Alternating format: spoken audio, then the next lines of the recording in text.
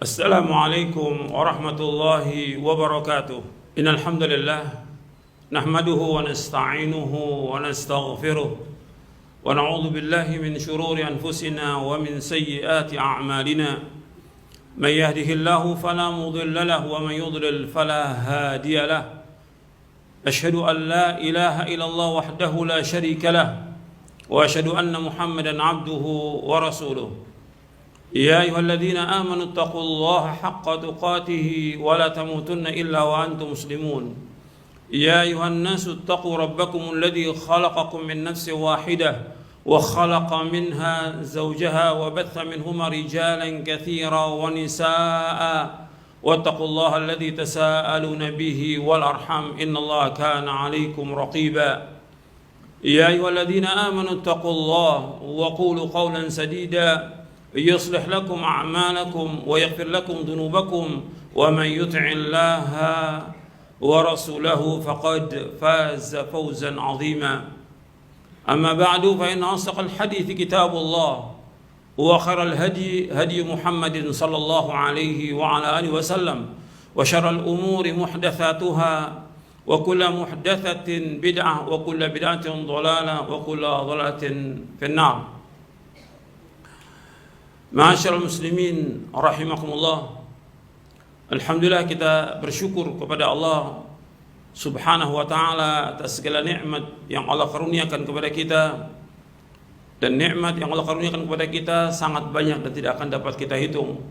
Kita wajib bersyukur kepada Allah dengan melaksanakan perintah-perintahnya dan menjauhkan larangannya. Dan perintah yang terbesar adalah mentauhidkan Allah Subhanahu wa taala, dan larangan yang terbesar adalah syirik, yang kita wajib menjauhkan semua perbuatan syirik, apakah itu syirkun akbar ataupun syirkun asghar. Ma'asyiral muslimin rahimakumullah, tauhid merupakan dasar dalam kita beragama, merupakan dakwahnya para anbiya war rusul alaihimus salatu wassalam. Dengan tauhid ini maka Allah akan memberikan keberkahan dalam hidup ini. Dengan tauhid Allah memberikan kenikmatan, ketenangan, kebahagiaan, dan juga balasannya adalah surga. Kalau kita berjalan di atas wahyu, maka diakhiri nantinya dengan tauhid.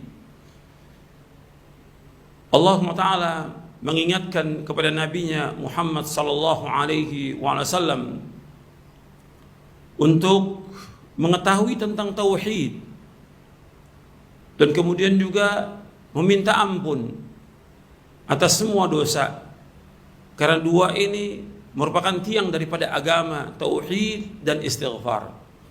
Allah berfirman dalam surah Muhammad di ayat 19, fa'lam annahu la ilaha illallah wastaghfir li dzambika walil mu'minina wal mu'minat wallahu ya'lamu mutaqallabakum wa mathwaakum. Ketahuilah bahwasanya tiada ilah yang berhak diibadahi melainkan hanya Allah. Mohonlah ampun kepada Allah atas dosamu, dan mohonkanlah ampunan untuk kaum mukminin dan mukminat, dan Allah mengetahui tempat usaha kamu, dan Allah mengetahui tempat tinggal kamu.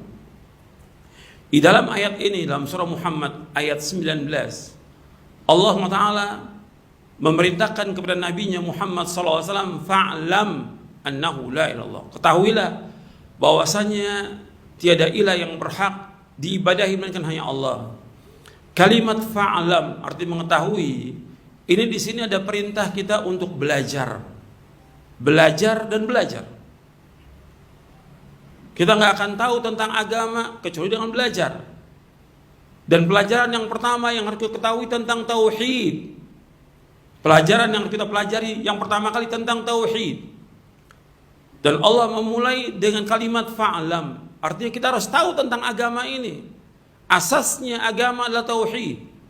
Makanya Imam Bukhari menyebutkan di dalam kitabnya bab al-ilmu babul ilmi qabla al-qawli wal amal. Bab ilmu itu sebelum berkata dan sebelum berbuat. Artinya kita harus belajar dan terus belajar. Dan kita harus mengetahui bahwa tiada ilah yang berhak diibadahi melainkan Allah.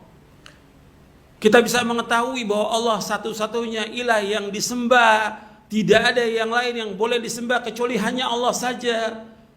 Kita bisa mengetahui dari rububiyahnya Allah, uluhiyahnya Allah, dan asma wa sifat. Kita bisa mengetahui bahwasanya tidak ada yang menciptakan di langit dan di bumi kecuali hanya Allah. Hatta kaum musyrikin mengaku ini. Wala in sa'alta man khalaqas samawati wal arda la yaquluna Allah. Kalau engkau tanyakan kepada mereka siapa yang menciptakan langit dan bumi, Allah. Kita harus mengetahui enggak ada yang menciptakan di langit, di bumi dan seluruh makhluk ini kecuali hanya Allah. Kalau Allah yang menciptakan kita, menciptakan juga orang tua kita, orang-orang sebelum kita, maka kita wajib beribadah hanya kepada Allah. Allah berfirman dalam surah Al-Baqarah, Ya ayuhan nasu ubudu rabbakumul ladzi khalaqakum walladzina min qablikum la'allakum tattaqun. Wahai manusia, beribadah kepada Allah yang telah menciptakan kamu dan orang-orang sebelum kamu agar kamu bertakwa. Jadi Allah sebagai Khalik yang menciptakan, kita wajib beribadah kepada Allah. Yang kedua, kita harus mengetahui juga bahwa Allah yang memberikan rezeki kepada kita. Enggak ada yang memberikan rezeki di langit dan di bumi kecuali hanya Allah. Apakah kepada kita, apakah kepada orang fasik, orang fajir, orang kafir, semua rezeki itu Allah yang memberikan. Enggak ada yang memberikan rezeki kecuali hanya Allah. Maka Allah satu-satunya yang wajib kita ibadahi.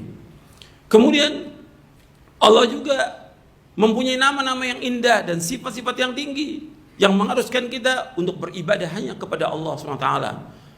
Kita juga mengetahui bahwa hidup ini pasti ada kematian, dan setelah itu ada hisab, kemudian ada azab, ada surga, kenikmatan, ada azab yaitu neraka. Kita wajib untuk mengetahui itu sehingga kita beribadah hanya kepada Allah SWT. Dan masih banyak lagi yang lainnya, bahwa kita wajib mengetahui itu, bahwa kita harus beribadah hanya kepada Allah. Kalimat la ilaha illallah untuk menunjukkan bahwa la ma'budu bihaqqin illallah, tidak ada yang disembah dengan benar kecuali hanya Allah. Semua yang disembah oleh manusia kepada selain Allah, semua adalah sesembahan yang batil.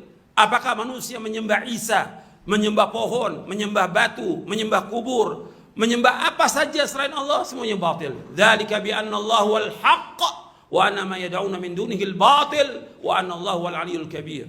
Yang demikian itu hanya Allah satu-satunya yang hak, dan selain Allah yang disembah oleh manusia semuanya batil, dan Allah yang maha tinggi dan Allah yang maha besar.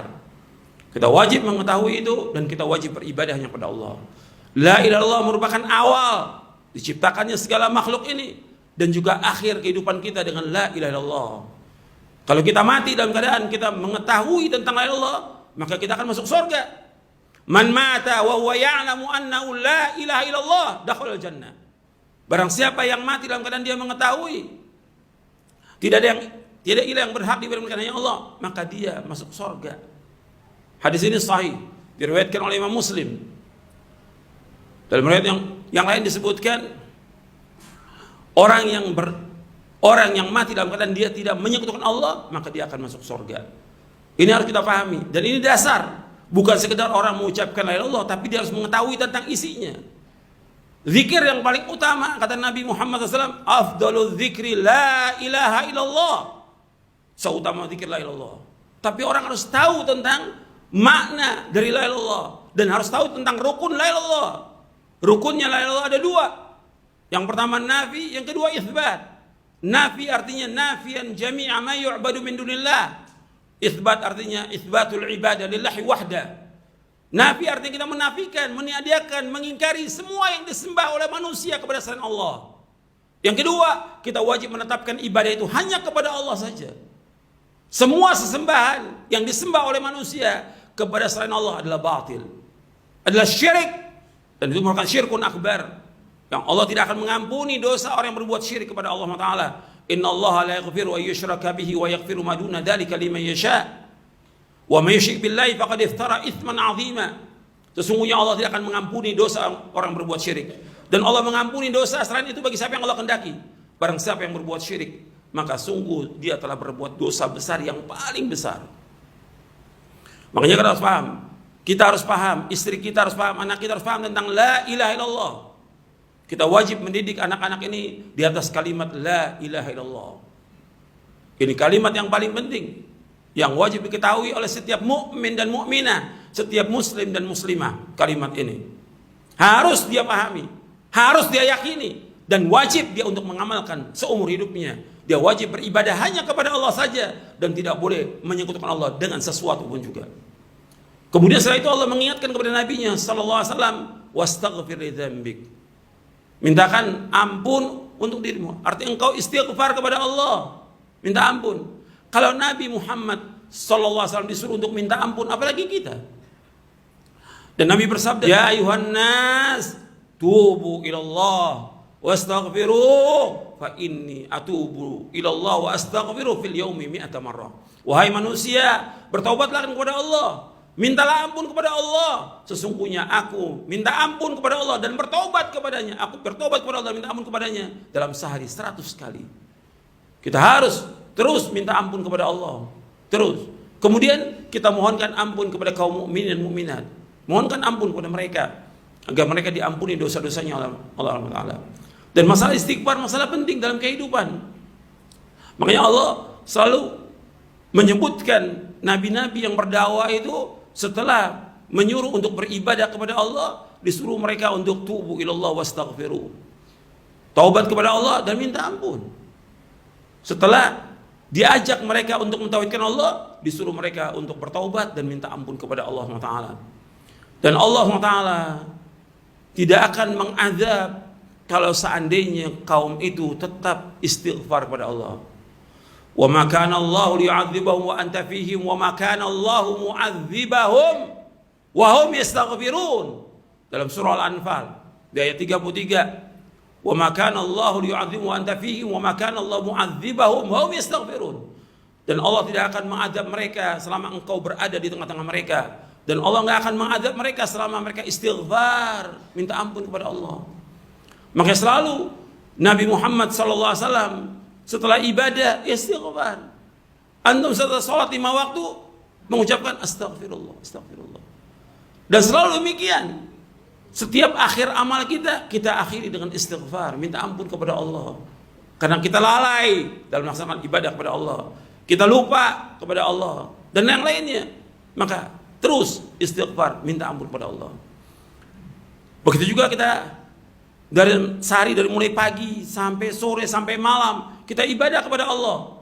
Kemudian di akhir malam disuruh kita istighfar di waktu sahur. Wabil ashari hum yastaghfirun. Di waktu sahur mereka istighfar, minta ampun kepada Allah. Terus istighfar, minta ampun kepada Allah atas semua dosa-dosa kita. Kemudian setelah itu Allah sebutkan wallahu ya'lamu mutaqallabakum wa mathwaakum. Dan Allah mengetahui tentang usaha kamu, tentang gerak-gerik kamu, tentang tindakan kamu. Wa mathwaakum, dan Allah tahu tempat kembali kamu, tempat tinggal kamu. Artinya Allah mengetahui semua yang kita lakukan. Makanya kita wajib berhati-hati untuk terus bertaubat kepada Allah dan minta ampun kepadanya. Aqulu qawli hadza wastaghfiru innahu huwal ghafurur rahim. Alhamdulillah wassalatu wassalamu ala Rasulillah.